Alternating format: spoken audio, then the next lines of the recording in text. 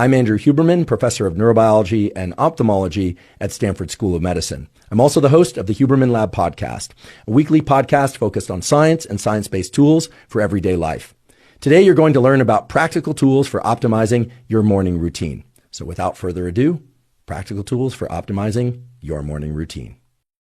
There are certain foundational behaviors, do's and don'ts, that set the stage for you to be better at everything. So a lot of times people will say, how can I lift more, focus better, remember things better? It's like, well, let's think about the foundation of that.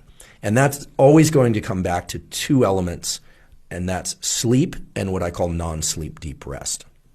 So sleep is the fundamental practice or part of our 24-hour cycle where if you don't get it on a consistent basis, you are downregulating your ability to do everything, right? Metabolism is screwed up, immune system is screwed up, et cetera, et cetera. However, it is not the case if you get one night's bad sleep or that if you're not sleeping perfectly that you can't perform well.